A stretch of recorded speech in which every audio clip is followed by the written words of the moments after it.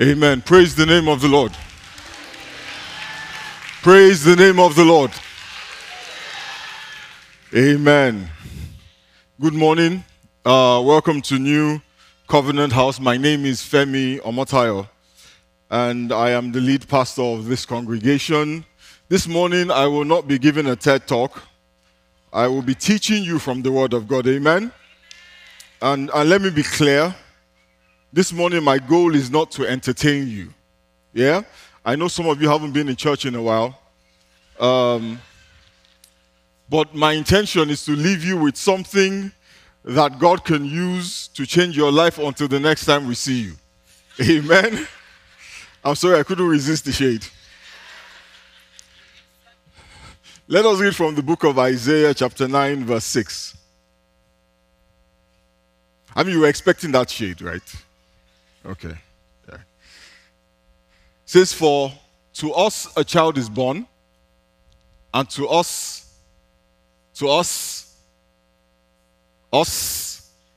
can we get rid of this? Sorry. For to us a child, help me guys.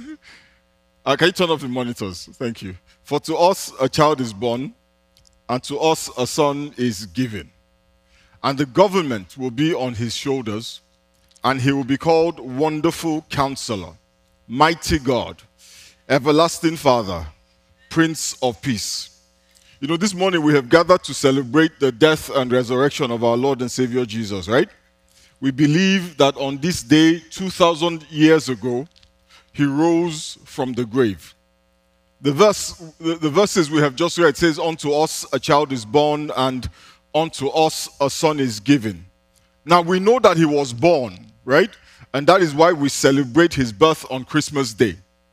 We know that he died on what we call Good Friday. I don't know what was good about it, but we call it Good Friday. That is the day he was supposed to have died. And we know that he resurrected 3 days later, and that is why we are here today, to celebrate that resurrection. But we must always remember that his death was not an accident. Amen? He did not die from sickness. He did not die from disease. He did not die from old age. In John chapter 3, verse 16, the Bible says, "For God so loved the world that he gave his only begotten Son, that whoever believes in him shall not perish, but have eternal life." Amen. God gave us his Son. And the truth is this: he was born on Christmas Day simply to be given on Good Friday. He was born so that he could die. Men are born and eventually we die. But Jesus was born specifically so that he could die. You know, we spend a lot of time and energy trying to understand, trying to discover what our purpose in life is. Amen? But in the case of Jesus, the only purpose he had was to die. His death was the only reason why he was born. Now, you and I, the purpose of our life is not death, right? We experience death. Humanity and humankind experience death as a part of life. But his purpose was death. Amen? The reason for his existence was so that he could be given and killed. You know, it's almost like he was an animal that is born and is fed and is nurtured just so that it can be killed as a sacrifice. In John chapter 1, verse 29, the Bible says, "The next day, John saw Jesus coming toward him and said, 'Look, the Lamb of God who takes away the sin of the world.'" In Matthew chapter 1, verse 21, the Bible says, "She will give birth to a son, and you are to give him the name Jesus, because he will save his people from their sin." The Bible calls him the Lamb of God, the animal that was born, that was created, that lived just to take away the sins of his people, just to deliver his people from their sins. And the question that we then have to ask is, how does he take away the sins of the world? How does he save the people from their sins. There are two ways he does it, amen? And today I'm going to talk about the first way that he does it. It is by something called the doctrine of substitution. Turn to your neighbor and say substitution. Amen? Almost everybody here knows that Jesus died for our sins, yeah? But I want you to know and understand not just that he died for our sins, but exactly what happened. And the reason why I want to do that is because I believe if you understand what happened, then it is easier for you to believe it. Yeah? So let's read from the book of Leviticus, chapter 1, verses 2 to 4 today. Guys, this sound is giving me a hard time. It is such a distraction. Leviticus chapter 1, verses 2 to 4. It says, "Speak to the Israelites and say to them, when anyone among you brings an offering to the Lord, bring as your offering an animal from either the herd or the flock. If the offering is a burnt offering from the herd, you are to offer a male without defect." Don't you remember, say without defect. "You must present it at the entrance to the tent of meeting so that it will be acceptable to the Lord. You are to lay your hand on the head of the burnt offering, and it will be accepted on your behalf to make atonement for you." So this is what happens. When a lamb is born, right, it is without blemish, it is spotless, it is innocent, it is kept apart, it is fed, it is nurtured.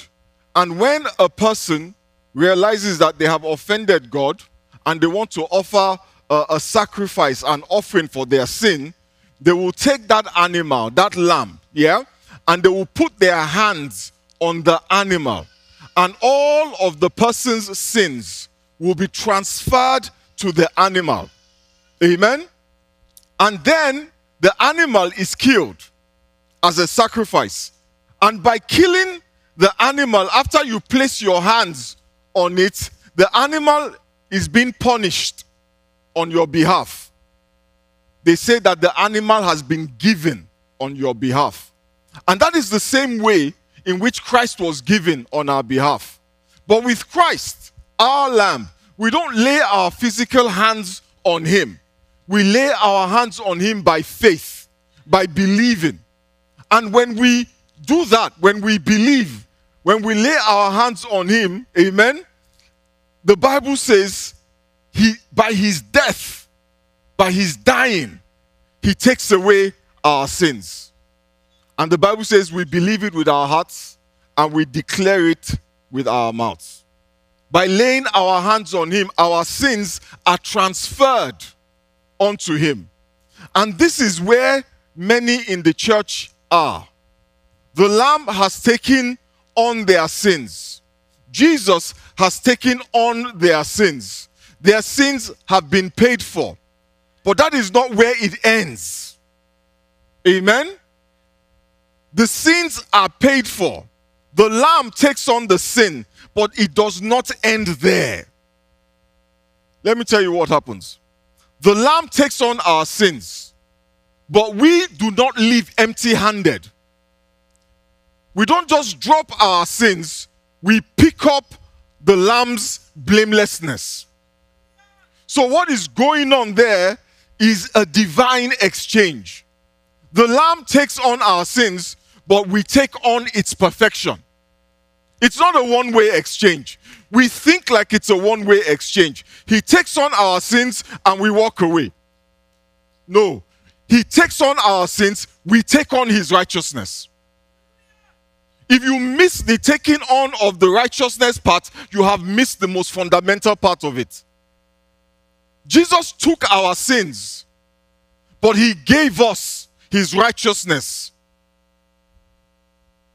If you stop at him taking our sins, if you stop at, oh, my sins have been forgiven, let me tell you what happens. You're going to be back again and again and again. Now, if the sacrifice was a real lamb, then we would have to keep offering that sacrifice over and over. But the sacrifice that we offer is not a real lamb. The sacrifice is the Lamb of God.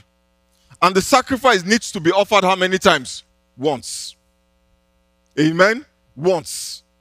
Just once. But the way that it works so that it is just once, is that the exchange has to happen. You have to take on his righteousness. It is not enough for him to just forgive you your sins. You must take on his righteousness in order for the work to be finished. Amen? And then God starts to look at you different. He doesn't look at you as if you were a sinner anymore. He starts to look at you and deal with you as if you are righteous, as if you are perfect. Amen? That is why the Bible says in the book of Romans chapter 13 verse 14, it says, rather, don't you know, say rather. It says, clothe yourselves with the Lord Jesus Christ. It says, clothe yourselves with the Lord Jesus Christ. The King James Version says, put on Christ. And the language in that verse is referring to what happens when you put on a coat. It says, put on Christ. And in the same way that your coat covers you, Christ covers you. I don't know how many of us remember this story. When Adam and Eve sinned in the Garden of Eden, the Bible says, after they ate the fruit of the tree of the knowledge of good and evil, they looked at themselves and they realized they were naked. And the Bible says that they were ashamed. They saw their own nakedness. And now, they had been naked all this while, right? And they were not blind. So it wasn't as if they didn't see their nakedness. Amen? They could see it, right? If somebody is naked, you know. Right? If you have eyes, you know. And they had eyes, so they knew they were naked. Amen? But all of a sudden, it looked wrong to them. It looked like a bad thing. And they were ashamed. And you know what they did? They covered themselves with leaves to hide their nakedness. Let me tell you what had happened. We always talk about how they ate from the tree, the fruit tree of the knowledge of good and evil. But you know, those words, the knowledge of good and evil, is very specific. It means something. You see, because they had eaten from that tree, Satan told Eve, he said, if you eat from the tree, you will be like God and you will be able to know things that you should know. It was a trap. You know, there are people who are going around saying that Satan was only trying to enlighten us. That he was actually a good guy. That God was trying to hide knowledge from us. Listen, that knowledge, I wish they had hidden it. I wish it had remained hidden. But once those two people ate the fruit, what the devil didn't tell them is that knowing the difference between good and evil means you can be judged for doing evil. Because see, every time you do evil, now because you know it is evil, every time you do it, it is a choice. Amen? Now you know you are doing something bad and you still go ahead and do it. With knowledge comes accountability. You know, I don't know how many of us here have children. When you have a child and the child is crawling around in diapers, and then the child has an accident and does a potty on your rug, you are upset because you have to clean the rug, but you're not upset with the child. Why? Because the child does not know better. Amen? Now, if a 10-year-old child, one of those ones in the road there, those ones there, those gende, those big guys there, if one of these ones did it, Lord, you would kill the child. Why? Because they know better.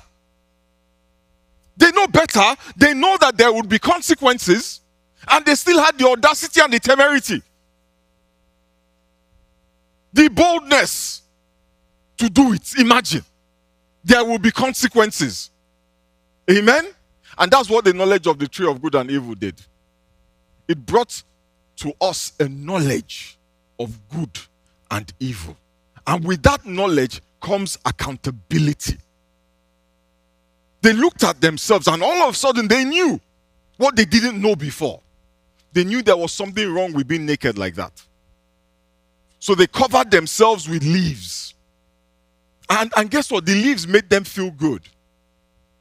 But God looked at it and was like, this does not do anything for me. If I keep looking at you guys in these leaves, I will kill you. So you know what God did? He killed an animal, took the skin of the animal, and covered them with it. Do you know why? Because without punishment, without the shedding of blood, there is no remission of sin. So when we put on Christ, it is like we are putting on the skin of the animal whose blood was shed. And God does not see you. Somebody shout hallelujah. God does not see you. He only sees what you have put on. He doesn't see your nakedness. He only sees the skin of the animal. He only sees Christ. Let me say something really quick about sin, because I feel like we don't understand sin. Sin is not just what we do. Sin is not just our actions. Amen? It is our heart. It is our nature. Sin is embedded in the DNA of humanity. The Bible says in Psalm 51 verse 5, "For I was born a sinner. From the moment my mother conceived me."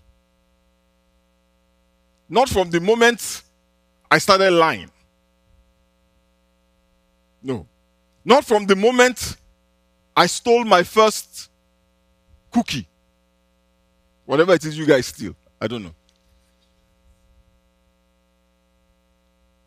From the moment you are conceived,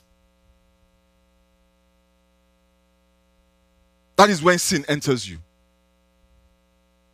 It is embedded in our hearts. Jeremiah 17 verse 9 says, "The human heart is the most deceitful of all things and desperately wicked." Don't you ever say your heart is wicked?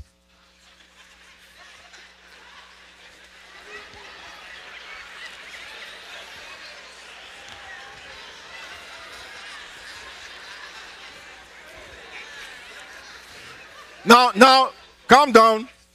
Now, guys, now turn to that same neighbor and say, "So is mine."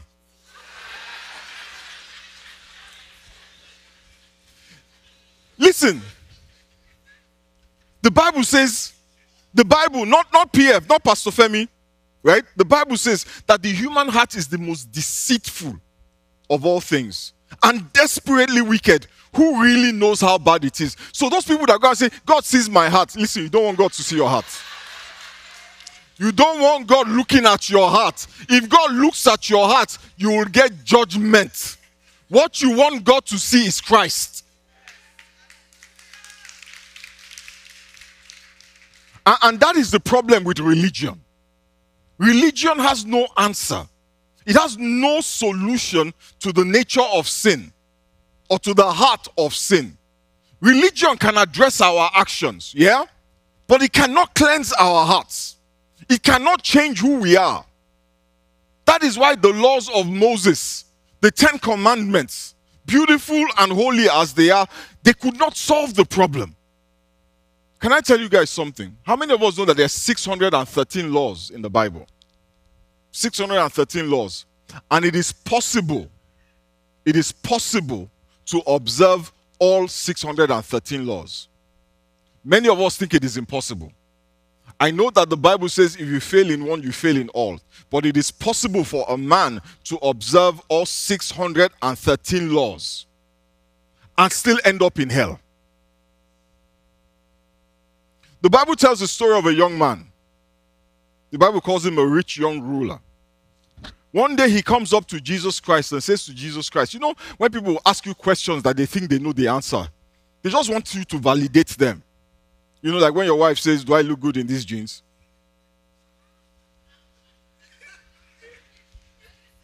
The answer is always yes. And that's a freebie. Oh, sorry, yes, darling. The guy said to Jesus, what do I need to make it to heaven? He asked that question because he thought his place was guaranteed in heaven. And you know what Jesus Christ said to him? Observe all the laws. Go and obey all the 613 laws. And the guy was like, I have been doing this since I was a child. Now, if it was impossible to observe all the laws, Jesus would have said, nah, liar. Jesus didn't say that. You know what Jesus said? He said, you have done well. Which means that the guy did observe the laws. Now then Jesus goes, now go and sell all your stuff and give it to the poor. Let me tell you what happened. Jesus took the emphasis from his hands to his heart. And it was deceitful. And it was wicked. That's why Jesus would say to people, it is not enough for you that you don't commit adultery. But if you look at a woman some type of way, same difference. It is not enough for you not to commit murder. But if you hate your brother in your heart, same difference. How many of us here can stop ourselves from being jealous? Is there a jealousy button in your heart? You wake up in the morning and switch on the jealousy button. Or then you switch it off. You have no control over it. You can stop what you think about, but that's not what the Bible says. If you think it, you have done it. Because they wanted to make us realize that the conversation has to move from just our hands to our hearts. Because that thing about your hand deceives you. So there are people here thinking to themselves, Pastor, I have not done anything wrong. I help old ladies cross the road. I pay my taxes. I don't break speed limits. Pastor, I don't sin. And can I be honest with you? It's possible. But your heart, deceitful, wicked. Sorry, desperately wicked. And there's nothing that you can do about it. So even if you can control your actions, you cannot control your heart. You can stop yourself from stealing, but you can't stop yourself from being envious or covetous. That's a different ball game. When you put on Jesus, and God, this is the problem with God. This is the problem we don't understand about God. God does not look at just your hands. He looks at your heart. Remember when, some of you may not know this, God sent Samuel to go and anoint a king in the house of Jesse. And Jesse brought all of his sons, and they looked like kings. They all looked like kings. Do you know what a king looks like? It's about 6'1", dark.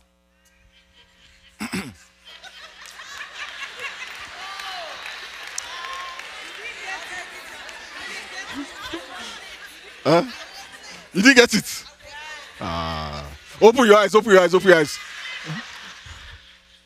They look like kings. Right? And then God said to Samuel, he said, you don't understand. I can see their heart. And the fact that they look like kings, I can see that in their heart they are not kings. So please, dress.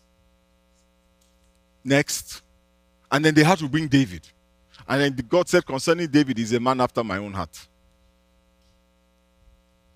When you put on Jesus, God only sees Jesus. He doesn't see you. He doesn't see your actions, and he doesn't see your heart. He sees Jesus, his actions, and his heart. And what does the Bible say about Jesus? He was blameless. He was spotless. He was without blemish. In fact, the Bible says that he was tempted with every single temptation you have been tempted with. Think about all the temptations you have experienced. Think about it. Every single one you have experienced, will experience, he experienced it. And what does the Bible say? He did not fall one time. Not once. And when you accept him, when you say with your mouth, I believe that he died for me, there is a divine transfer. Your fall, your weakness, your mistakes are transferred to him, and his perfection is transferred to you. That is why the Bible says that righteousness is a gift. It is given to you, you don't earn it. The Bible says, by the works of the law shall no man be justified. That means that the guy who observed the 613 laws was not justified. Amen. Your fall, every time you have fallen, the punishment is transferred to him because he has taken your sin and you take his righteousness. Every time you were overcome by temptation, every time you were weak, he paid for it. But he doesn't just pay, which is where many of us stop. He gives you his own. That is the difference between mercy and grace. Mercy says, I will not punish you. Grace says, I will give you what you didn't deserve.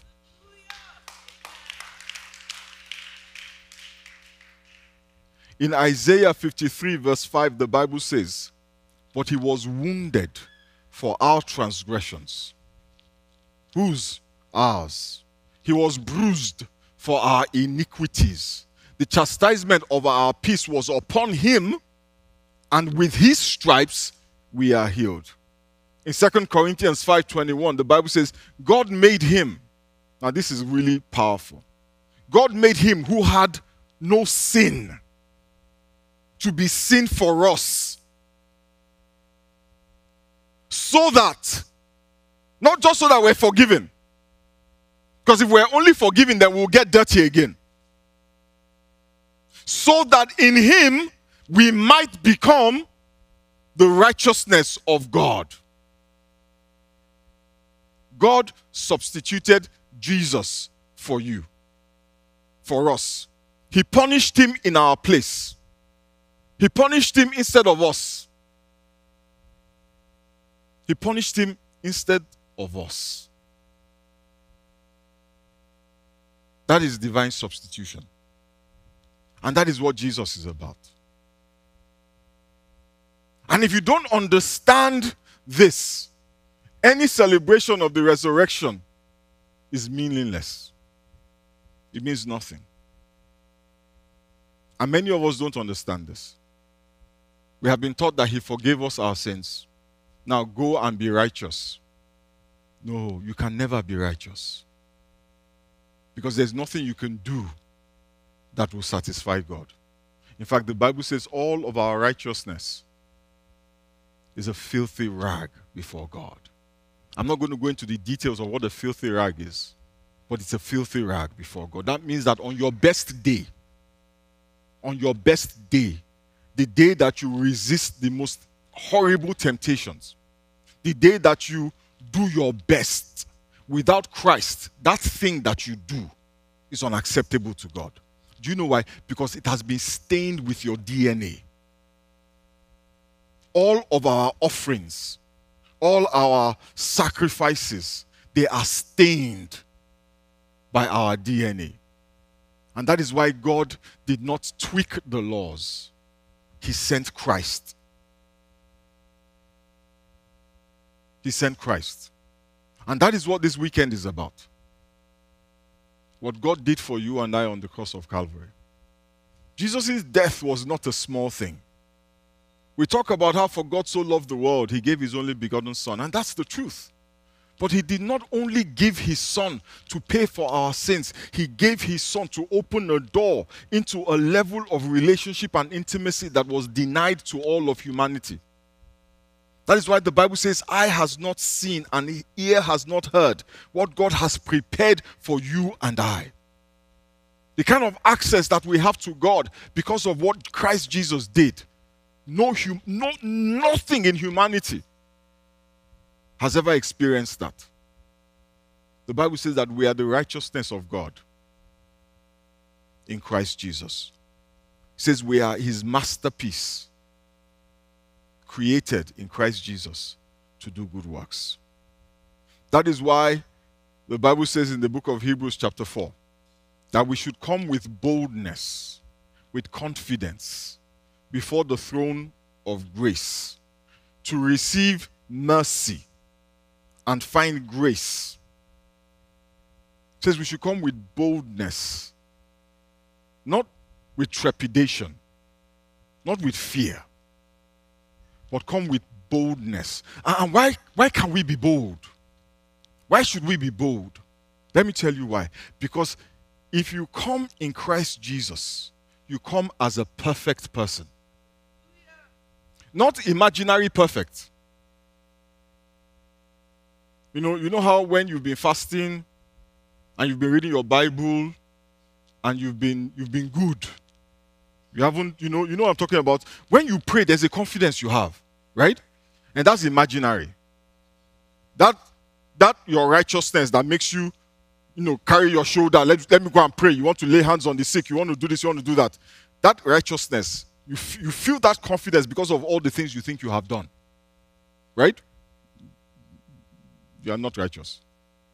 But when you come because of what Jesus has done, in the eyes of God, you are perfect. So it's literally a perfect person is asking God for something. That's why Jesus Christ says, if you abide in me, you will ask God for anything, and he will give it to you. The Bible talks about how God answers the prayers of a righteous man.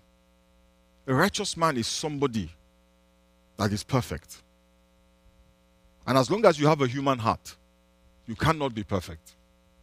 But when you are in Christ, God registers you in his books as perfect. The perfection is given to you. You don't earn it. And that is why we come with boldness. So, these days, I can pray and lay hands on the sick without any concern about myself. Because I know that God is not looking at me. He's looking at Christ. I can enter anywhere and say the word of God and expect impact, expect fruit. Not because I have fasted for 40 days, but because of what Christ did. It says, come if you need mercy. Come if you need grace. Because in Christ you are perfect. And you will receive the mercy. And you will find the grace. I want us to take a moment. And this may not apply to all of us here. But if you need mercy from God, come with boldness this morning and speak to the Lord. If you need grace for a situation in your life, for a challenge that you're dealing with,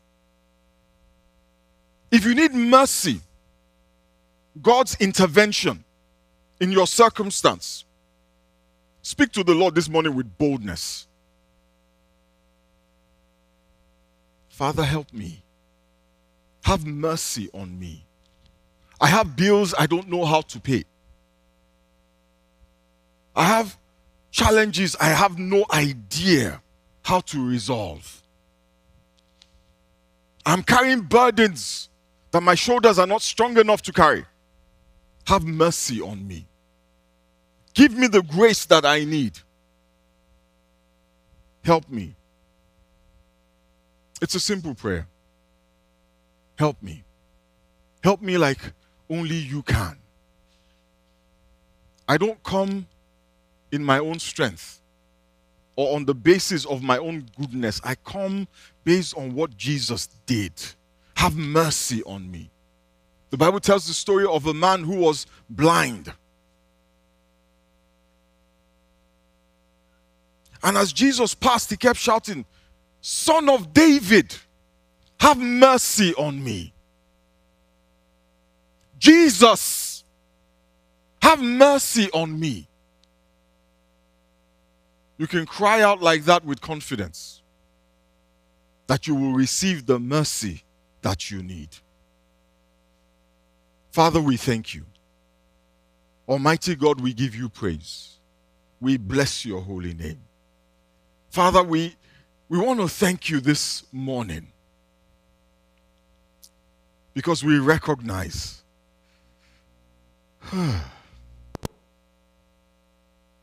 that without Christ, we're not acceptable to you. We recognize that without Christ, all of our righteousness is as a filthy rag to you. So this morning, we thank you that you have given us Christ. We thank you that he not only died for us, we thank you that he not only rose again to assure us of your word and your power.